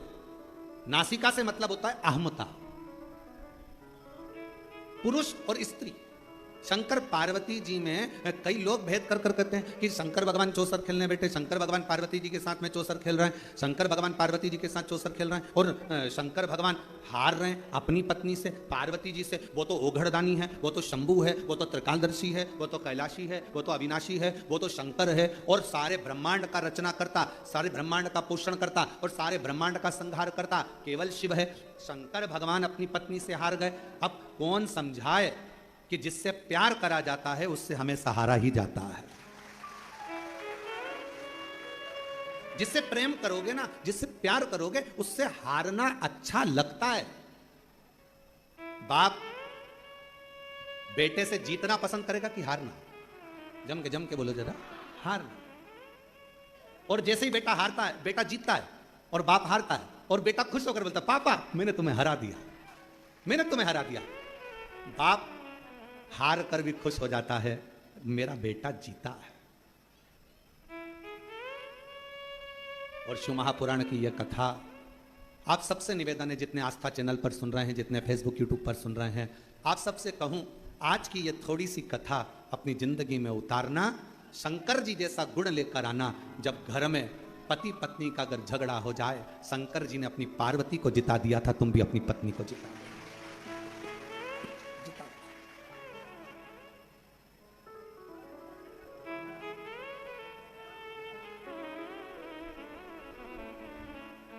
शिव ने पार्वती को जिता दिया, शंकर भगवान ने पार्वती को जिताया, शंकर भगवान ने पार्वती जी को जिताया। जिससे प्यार करो, जिससे प्रेम करो, उसको जीता हुआ देखना चाहोगे।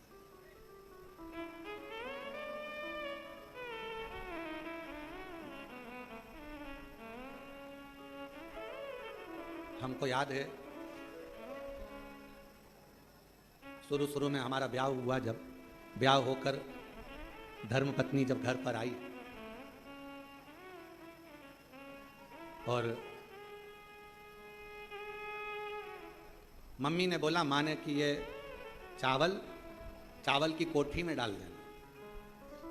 अब समझ में आया नहीं थी, चावल को शक्कर की कोठी में डाल दिया। शक्कर की कोठी। अब जब बड़ी भाभी ने कहा कि इसमें से शक्कर निकाल लो, तो शक्कर निकाले तो उसमें चावल शक्कर दोनों मिली हुई। अब रात को कमरे में थाली लेकर बैठे और शक्कर और चावल अलग करती रहे। अब हमने पूछा कि ये चावल और शक्कर ये कौन ने मिक्स कर दे दिया तेरे को? हमारी ही गलती थी, शक्कर में चावल डाल दिया, ध्यान नहीं, स्मरण नहीं।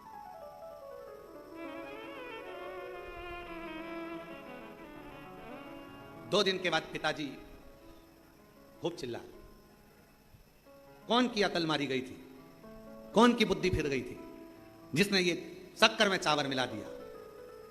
हमारी मां तुरंत कमरे से निकल कर आई, बुढ़ापा है दिखानी मेरे को, मैंने चावल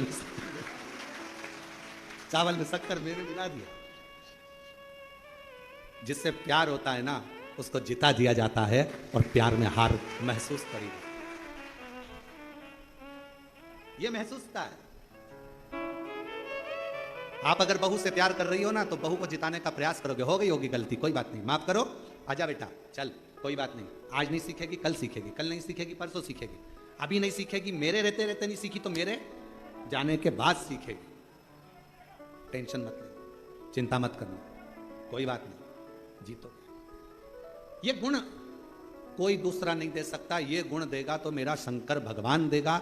शंकर भगवान अपने बेटे गणेश जी, अपने बेटे कार्तिकेय जी के साथ भी चौसर खेलते हैं, तो वो अपने पुत्र कार्तिकेय को जिता देते हैं। अभी आप कथा में सुनेंगे, शंकर भगवान अपनी धर्मपत्नी पार्वती जी के साथ चौसर खेलते हैं तो पार्वती को जिता देते हैं। प्रेम में जिससे बहुत प्यार करो उसको जीतना जरूरी है, और प्यार में अपना हारना जरूरी है। वो एक लाइन है, कौन से गाने की, हमको तो स्मरण में जाता रहता नहीं, हारे हारे हारे। आप लोगों को आता है थोड़ा सा, जरा गाओ तो।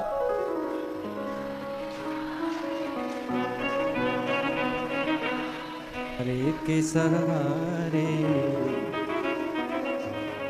एक कैमरे वालों जरा हमारी जीजियों को दिखाओ, ये गा के बता रही हैं सब, दिखाओ जरा, बोलो बोलो बोलो बोलो।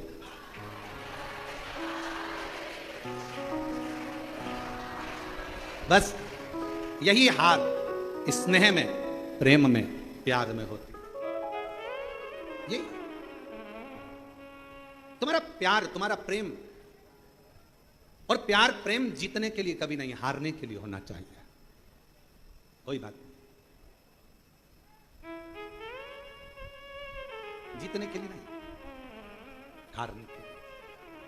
कई लोग कहते हैं गुरुजी आप कहते हो शंकर भगवान शंकर भगवान शंकर भगवान चौसर खेले और पार्वती जी से हार गए। पार्वती से तो हारे, दूसरी बार चौसर खेलने बैठे तो पार्वती मैया जब अपने बेटे कार्तिकेय के साथ चौसर खेली तो पार्वती मैया अपने बेटे से हार गई। वो जगत जननी आद्यशक्ति दुर्गा है, भवानी है, अपने पुत्र से हार गई। कभी कभी मां और बाप अपने बच्चे के साथ अगर कोई चौसर गेम कोई खेलने बैठती हैं तो जान करके हारती हैं। इसको जिता दो, इसको जिताओ, क्योंकि मां बाप अपने बच्चों से प्रेम करते हैं, प्यार करते हैं। ये जीत, ये जीत।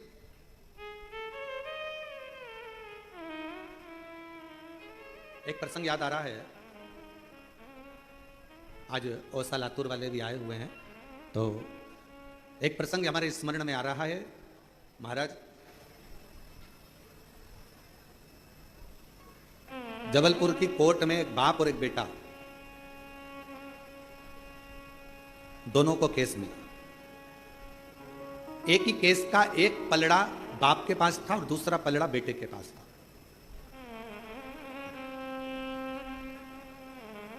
हाई कोर्ट का केस था।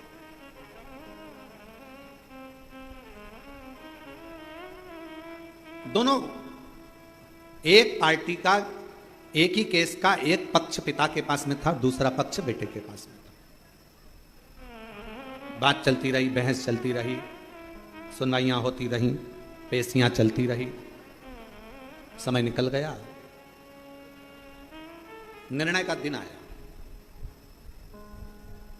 और निर्णय के दिन आज पिता उस केस में जीता और बेटा केस में हार। बाप जीत गए।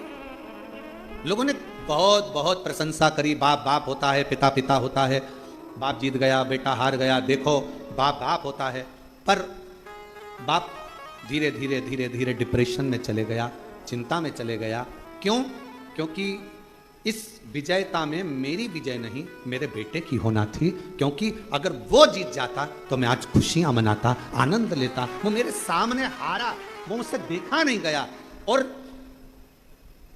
मीडिया कहती है, कई अखबारों में उसको पढ़ा गया था, बहुत पहले का संवाद है, जब हम बहुत छोटे थे उस समय का संवाद, देखा गया कि वो पिता ने आखिरी में अपने प्राणों को त्याग दिया। उसको कोई बीमारी लग गई और वो बाप अपने प्राणों को त्याग दिया। बाप समाप्त।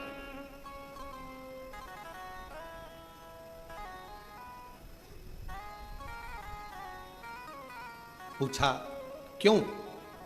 बेटा हार गया, बाप को चिंता लग गई। चिंता, जीतना चाहिए। मेरे शंकर भगवान माता पार्वती जी से हार रहे हैं, शर्त लगी थी, क्या लगाओगे? इस चौसर में शिव जी ने कह दिया था अपना सर्प। पार्वती जी कही क्या करूंगी इसका, शर्त में तो कुछ अच्छी चीज लगाओ जिसको मैं रख सकूं। शंकर भगवान ने कहा अपना डमरू।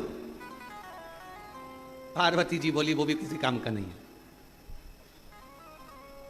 घर में कोई बच्चा ढोलक बजाए ना तो लोग कह देते हैं बहुत अच्छा बजा रहा है।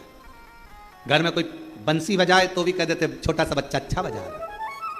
कोई वाद्ययंत्र बजाए तो लोग कह देते हैं अच्छा बजा रहा है। और घर में छोटा सा बच्चा और डमरू पकड़ा तो डम डम डम डम डम डम डम लगा लगा लगा लगा बजाते बजाते आखिरी में घर की मम्मी निकल के आके चुप, पागल हो गया है, सुबह से लेकर शाम तक कौन ने दिया इसको डमरू? और माँ ने डमरू उठा के अलमारी के ऊपर, अब मत देना इसको, सुबह से प्राण खा गया। डम डम डम डम डम डम डम डम डम।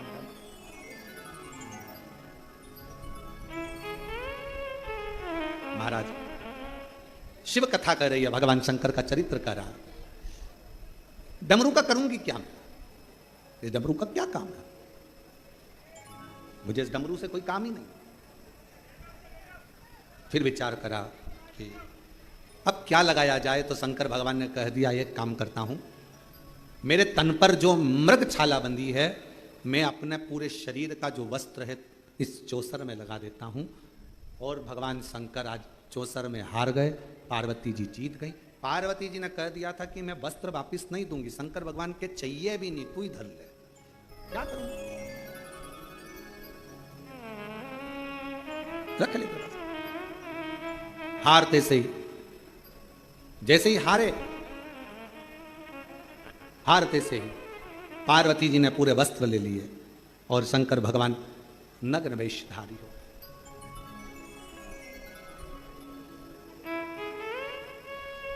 अब उसके दरवाजे पर आकर दिल से उससे मांगते हो वो दे देता। चंदन भैया, लोग हमसे कहते हैं महाराज जी बड़े बड़े महाराज उन तो अच्छे अच्छे धन वालों को पकड़ते हैं, और वो क्या बोलते हैं उसको, सेलिब्रिटियों को पकड़ते हैं, पैसे वालों को पकड़ते हैं। तुम किसी पैसे वाले को नहीं पकड़ते। हमने कहा कुबेर भंडारी के दरवाजे पर जो आता है वो खुद ही पैसे वाला हो जाता है, तो पकड़ने की जरूरत क्या? जो यहाँ आएगा साधारण आता है, झोली पसार कर मांगता है, एक दिन वो भी जब करोड़पति बन जाता है, धनपति बन जाता है। बाबा मेरा कुबेरेश्वर बाबा किसी को खाली नहीं भेजता। 3 महीना में वो कहते हैं ना, नर्मदा जी की परिक्रमा कितने दिन में होती है पैदल पैदल, तो 3 साल 3 महीना 13 दिन में नर्मदा जी की पैदल परिक्रमा होती है, जो हम पूर्व में कर चुके हैं। 3 साल 3 महीना 13 दिन में नर्मदा जी की परिक्रमा पैदल होती है। उसी तरह जो कुबेरेश्वर बाबा के इस 12 ज्योतिर्लिंग के मध्य बिंदु कुबेरेश्वर धाम में आता है, सब कुछ भूल जाओ, 3 साल भी भूल जाओ, सब भूलो, केवल 3 महीना। और फिर वही बात, 13 दिन भी जाने दो, तुम तो बस 3 महीना बाबा से अगर दिल से अगर आपने आकर सेवा करी है, हृदय से उसको भजा है, दिखावे से नहीं। आते ढेर आते हैं, तो 24 घंटे भक्त आते हैं, 24 घंटे। रात में आते, सुबह आते, दिन में आते, रात भर आते, 24 घंटे आते हैं। और दरवाजा भी लगाओ तो कहां लगाओ, उधर से घुस जाते हैं, सामने से, कोई कहीं से, कोई कहीं से। भगत को कहां से रोकोगे? 24 घंटे भक्त आते। और गजब का है रे बाबा, गजब का। दुनिया देते थक जाए, पर मेरा कुबेरेश्वर बाबा देते कभी नहीं थकता। बेटा अब उससे, और शंकर की ऊर्जा कोई कम नहीं होती है। शिव ऊर्जा थोड़ी सी भी कम नहीं होती। एक कथा हमने बहुत पहले श्रवण कराई थी, आपके स्मरण में होगा।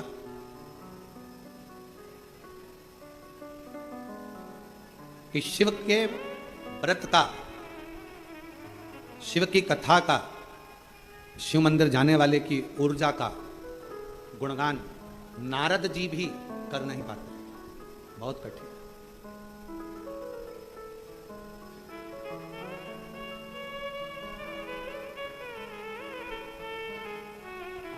शिव कथा कर, कार्तिकेय जी के पिता का स्वरूप देखा, नेत्रों में जल भरा कार्तिकेय जी को, षडानंद कार्तिकेय।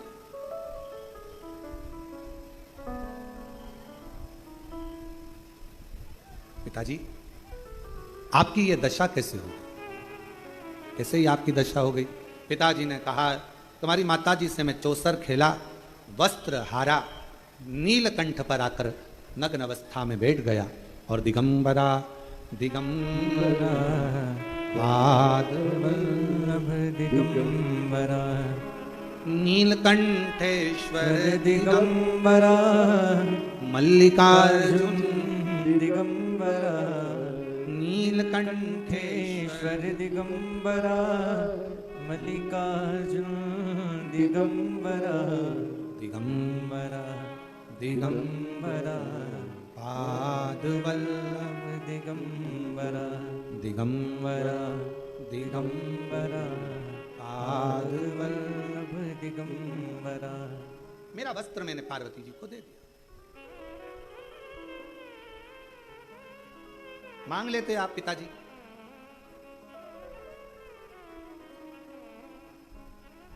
मांग लेते।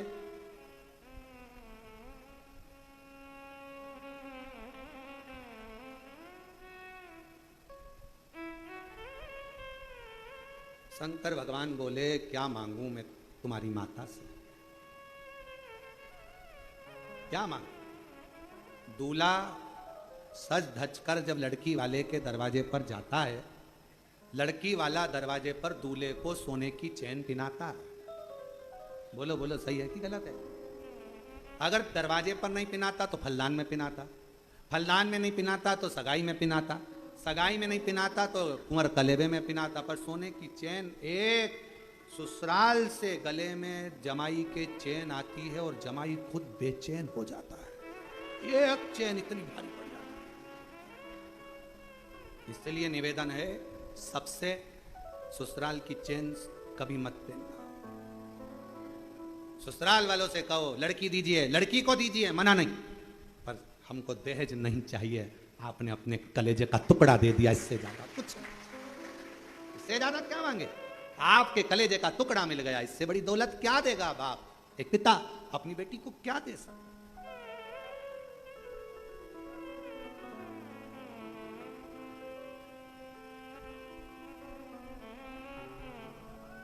और वो चैन कभी कभी बड़ी दिक्कत दे जाती है। जब जब घर में झगड़ा होता है तो पत्नी चिल्लाकर, अब भी की अब भी तो मेरे बाप के घर की चैन, अभी तो, अब बेचारा सोचे, वो तो मैंने रख दी अलमारी में से, लाऊं दे आऊं। और कहीं कहीं का बेचारा गले में से निकाल कर भी दे दे तो पत्नी इतनी चतुर होती है, हाथ में लेके उसको, ये तो 1.5 तोले की थी, एक की कैसे हो गई? अरे गले में पड़ी पड़ी गल गई, अब मेरे को तो मेरे पिताजी की 1.5 तोले की ही चाहिए। हालांकि पत्नी लेती नहीं, परंतु वो अपनी भाषा में, प्रेम की भाषा ऐसी ही होती है।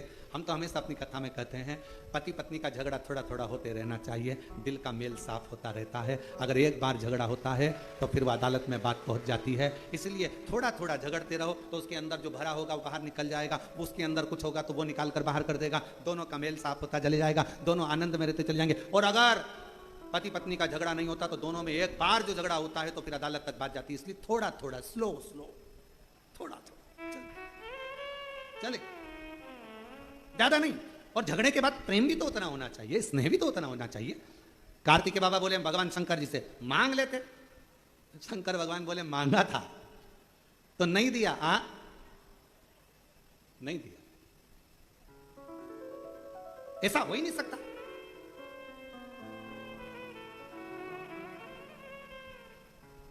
ऐसा हो ही नहीं सकता। कार्तिकेय जी पहुंच गए मां जगत जननी के पास। मैया,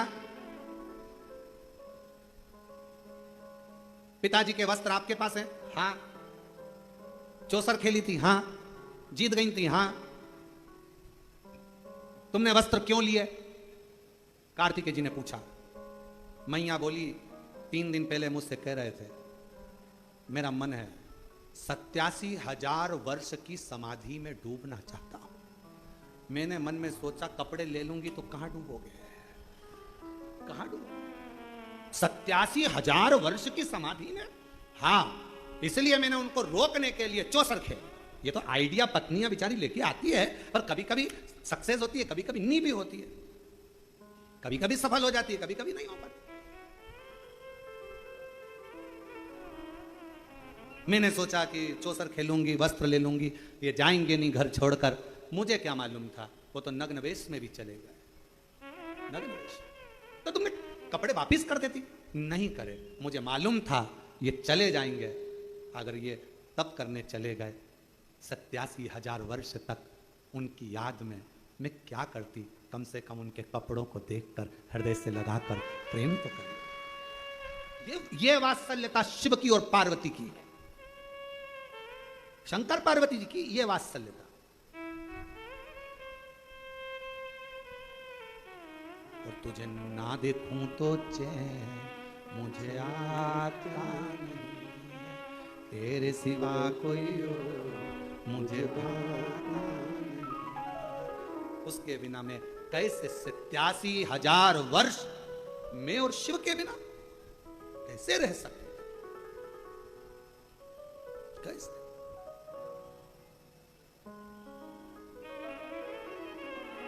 मैंने वस्त्र ले, मां मैं आपके साथ चौसर खेलना चाहता हूं, क्या लगाओगे? मां बोले तू जो बोले। पिताजी के वस्त्र, ठीक है। मां जान गई ये वस्त्र लेकर वहीं जाएगा पिता के पास, ठीक है। मां हार गई, वस्त्र दे दिए। शिव जी के पास लेकर जाते इतनी देर में तो शंकर भगवान गंगा नदी के जल में, गंगा की धार में स्नान तप साधना में डूबे हुए थे। 5 स्त्रियां, लड़कियां शिव जी पर जल डाल रही थी। वापिस आए, पिताजी को देखकर कार्तिकेय जी ने ध्यान की मुद्रा लगा ली, अपने पिता का स्मरण किया। पिता का स्मरण गणेश जी को मालूम पड़ गया, और गणेश जी महाराज को मालूम पड़ा कि पिताजी 5 कोई स्त्रियां हैं जल क्रीड़ा कर रही हैं। गणेश जी आ गए मैया के पास। मैया, ओ मैया, माता पार्वती जी से कहा पिताजी किन्हीं 5 स्त्रियों के साथ जल क्रीड़ा कर रहे हैं। छोटा था गणेश और आके मैया से जो कहा तो मैया को क्रोध आ गया। बाल खोले केश, क्रोध में लाल होकर पहुंच गई गंगा के घाट। स्त्रियों को देखकर देने वाली थी श्राप। शंकर भगवान उठकर खड़े होकर बोले रुको पार्वती, ये कोई और कन्या या स्त्री नहीं है जिसको तुम गलत समझ रही हो। ये मेरे तप से शरीर में से जो पसीना निकला वो गंगा के जल से स्पर्श कर गया, जिसके माध्यम से मेरी ये 5 लड़कियों ने जन्म लिया है। मेरी 5 बेटियां, जया, विषहरा, शामली, बारी, दौतली, देव, ये मेरी 5 लड़कियां जन्म, 5 बेटियों का जन्म हुआ। और चोक पुरानो माटी लगाओ, आज मेरे पिया घर आए। चोक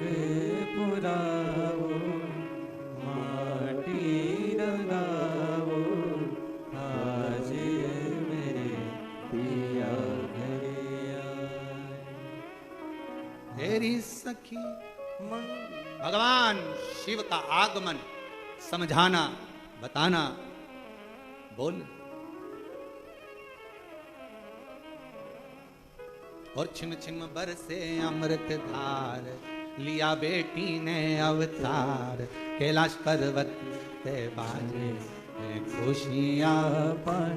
छिम छिम बरसे अमृत धार, लिया बेटी ने अवतार, कैलाश पर्वत। शिव जी ने पार्वती को रोका, श्राप मत दीजिए। कई बार हम गलत सोच लेते हैं, हम गलत देख लेते हैं, हम गलत विचार कर लेते हैं, समझ नहीं पाते। कोई अगर किसी की निंदा करे तो पहले विचार करना क्या हमने उससे मिले हैं, कभी हमने उससे जाकर बात करी है, कभी उससे कभी संपर्क किया। जब हम उससे मिले ही नहीं, बात नहीं करी, मिले नहीं, बात नहीं करी, संपर्क नहीं किया, तो फिर हम उसे जानते ही नहीं, तो फिर निंदा क्यों, किस लिए?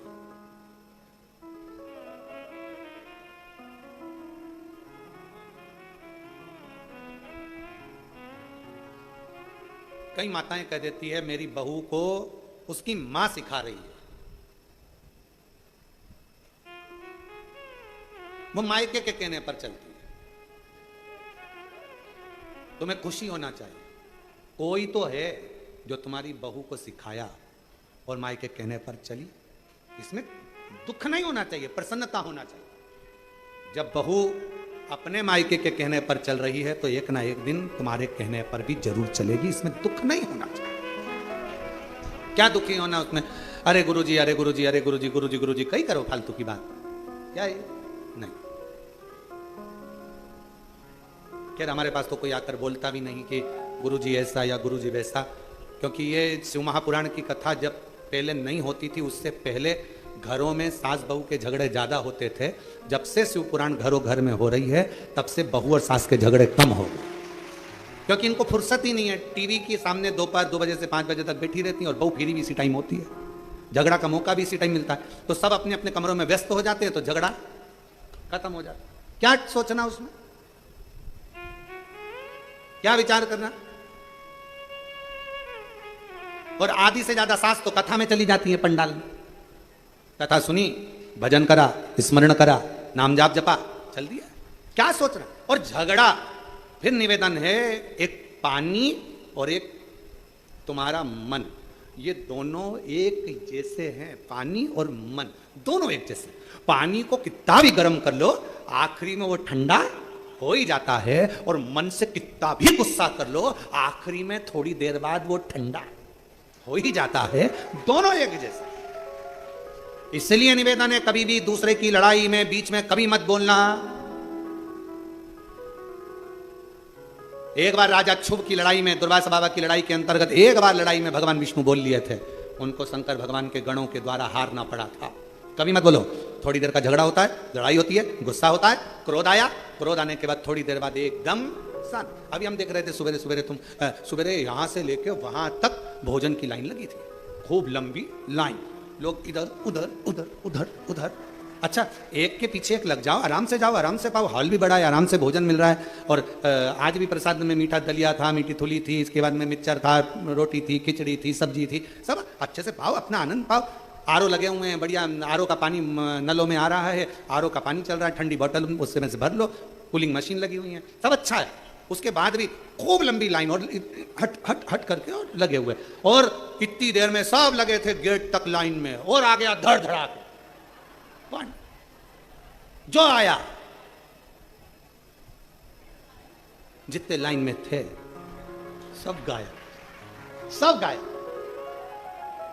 अब सोचा क्या इनको भूख नहीं लग रही थी? तब पंडित जी ने बताया सब भोजनशाला में बिना टोकन के अंदर प्रवेश कर गए। अच्छा, टोकन क्यों दिया जाता है?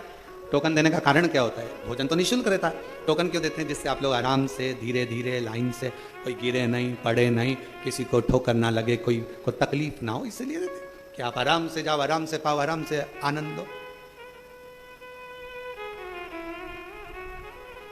तो मन में आया, वारे भोले बाबा तूने गजब करा।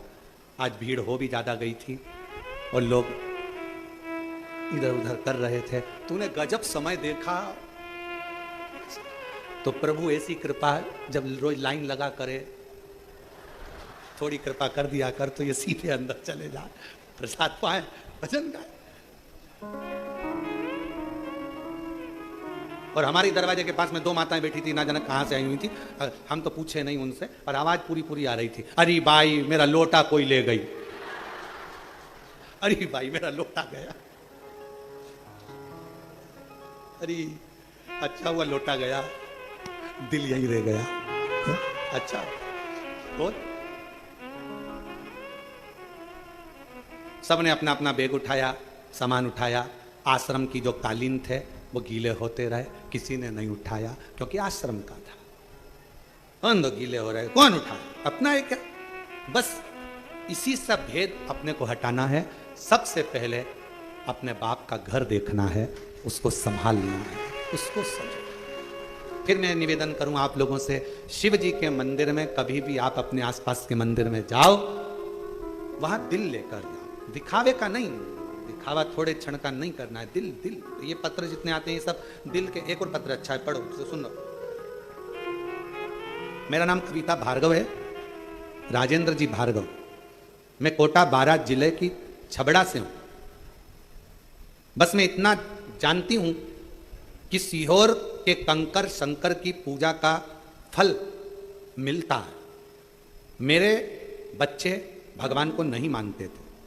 जब मैंने अपने बेटे सौरभ को शहद वाला उपाय करने को बोला, मेरा बेटा सरकारी नौकरी के चयन के लिए कई वर्षों से लगा था, उसका नहीं हो रहा था। मैंने अपने बेटे से बोला कि एक बार तू शहद का प्रयोग कर, शिवजी के मंदिर में जा, झाड़ू पोछा कर, सेवा कर।